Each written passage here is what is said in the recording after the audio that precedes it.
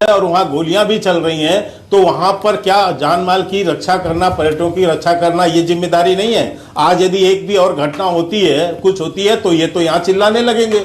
इनको तो कोई मतलब नहीं है, इनको तो मोदी जी का विरोध करते करते देश का भी विरोध करने लगते हैं। इसीलिए बीच में सारे अभी बयानात इनके देके ये युद्ध को भी वो कहते हैं, ये तो कहते हैं कि पाकिस्तान जो है यदि कह रहा है कि हम नहीं है, जंग हमने आतंकी घटना नहीं किया है, तो मान लेना चाहिए। इनके नेता सैफुद्दीन सोज कहते हैं, तमाम इनके नेताओं के बयानात, लेकिन तो ये दोहरा चरित्र अपनाती है कांग्रेस पार्टी। 20 सेकंड में जवाब दीजिएगा क्योंकि सूद साहब इंतजार कर रहे हैं। केवल पॉलिटिक्स से लेना देना है इनको, किसी भी सिर्फ पॉलिटिक्स कर रहे हैं आप आज की स्थिति में, कोई लेना देना नहीं है। स्थिति थोड़ी गंभीर है सुनील राजपूत, एक बात जो आरोप आप पर लगता है बार जल्दी से 20 सेकंड में जवाब, क्योंकि सूद साहब भी इंतजार कर रहे हैं। सत्र की बात है तो मैं बिल्कुल जिम्मेवारी से कहता हूं, जो के शर्मा जी बिना वजह के राजनीति इसमें घुसेड़ लिए। हम राजनीति नहीं करना चाहते थे। राजनीति अगर हम करेंगे तो नरेंद्र मोदी जी के ऊपर तमाम आरोप है, लोकतंत्र की रक्षा नहीं कर रहे हैं, नरेंद्र मोदी जी सर्वदलीय बैठक में नहीं जाते हैं, नरेंद्र मोदी जी क्या नाम, तमाम तरीके की बातें हम करना नहीं चाहते। हम आपसे ये कह रहे, सीमा से जुड़े हुए कौन से पर्यटन स्थल है? क्या पहलगांव का बायसरण पर्यटन स्थल सीमा से जुड़ा हुआ है? 120 किलोमीटर है वहां से, उस पर रोक लगी है। मैं उरू का पर्यटन स्थल सीमा से कितना दूर है, उस पर रोक लगी हुई है। आप इधर उधर की बात मत कीजिए, अपनी कमियों को मत छुपाइए।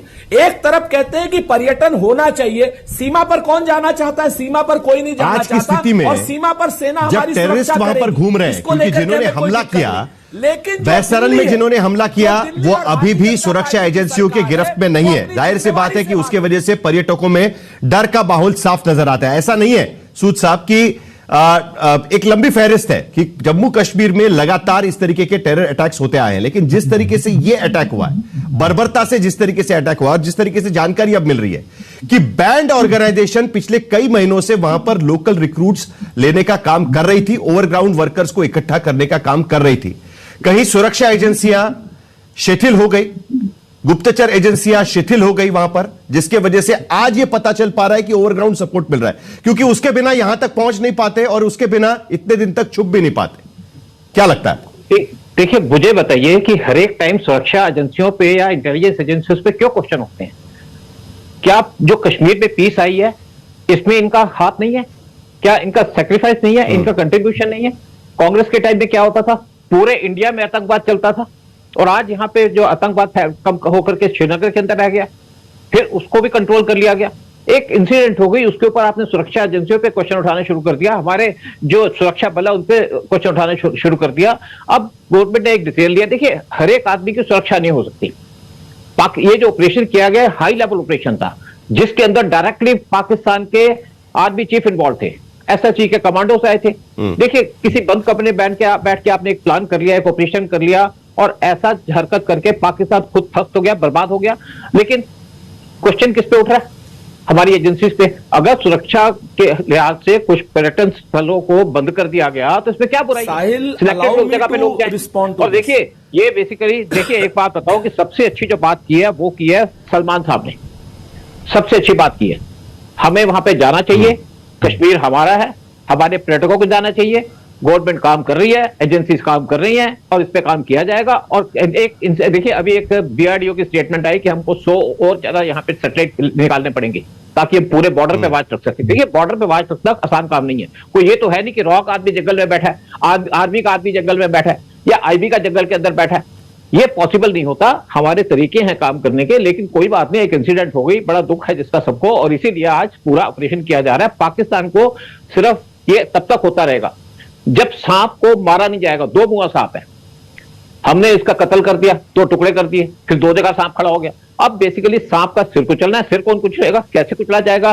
पाकिस्तान के आर्मी चीफ या पाकिस्तान की आर्मी का सिर कुचलने का काम है, और उस पर पूरी एजेंसीज काम कर रही है। मैं आपको बता दूं, यहाँ पे पानी रोका गया, पानी के बाद पाकिस्तान की बिजली रोकी जाएगी, क्योंकि जो जल है उसी से पाकिस्तान की बिजली उठती है। उसके बाद आपने देखा अननोन गनमैन का डर था।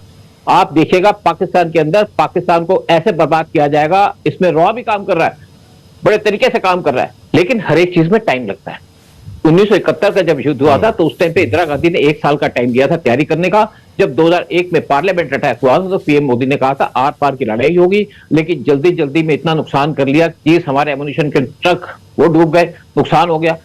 काम कर रही है, पकड़े पकड़े भी जाएंगे, कोई बात नहीं, लेकिन जो मेन आतंकी है वो आतंकवाद बड़ा पेचीदा मसला है और उस पर चुटकी में कोई सोल्यूशन तो नहीं मिलता है। ये बात तो सभी को ध्यान रखना होगा। लेकिन जिस तरीके की बातें की जाती है उसके बाद लोग सोचने लगते हैं कि भाई परमानेंट सोल्यूशन चाहिए। अब देखिए ओवैसी साहब भी कह रहे हैं कि एक बार जो भी है फैसला कर दीजिएगा, बहुत हो गया। बिल्कुल, देखिए फैसला यही बात है ना। बिल्कुल, देखिए पाकिस्तान का क्या है, पाकिस्तान क्या कर रहा है इस टाइम पे? पाकिस्तान की आर्मी कहां डिप्लॉयड है? पाकिस्तान ने हमला तो करवा दिया, 26 लोगों को बर्बाद दिया, लेकिन सोचे नहीं थे कॉन्सिक्वेंसेस। अब पाकिस्तान क्या कर रहा है? जितने आतंकी है उनको सुरक्षा दे रहा है, उसको खतरा पड़ा है कि आतंकी इनके सूद कह रहे हैं आशुतोष कि सुरक्षा हो गया, एक हादसा हो गया और उसके बाद सुरक्षा में चूक को लेकर सवाल उठाना ठीक नहीं है, क्योंकि वो अपना काम करते रहते हैं। लेकिन आशुतोष आपको याद होगा 26/11 के बाद में सबसे बड़ा सवाल यह उठाया गया था कि किस तरीके से ये आतंकी यहां पर आकर रुक जाते। एक बड़ी खबर इस वक्त हमारे पास आ रही है, जरा एक बार उस पर भी नजर। मैं सभी आतंक फैलाने वालों को कहना चाहता हूं कि लड़ाई का अंत नहीं है, एक मकाम है।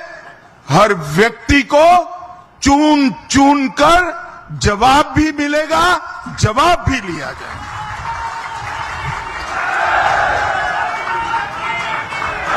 नरेंद्र मोदी जी के नेतृत्व में चाहे उत्तर पूर्व हो, चाहे वामपंथी उग्रवाद का क्षेत्र हो, चाहे कश्मीर पर पड़ी आतंकवाद की छाया हो, हर चीज का मजबूती के साथ हमने जवाब दिया है। और अगर कोई एक कायराना हमला कर ये समझता है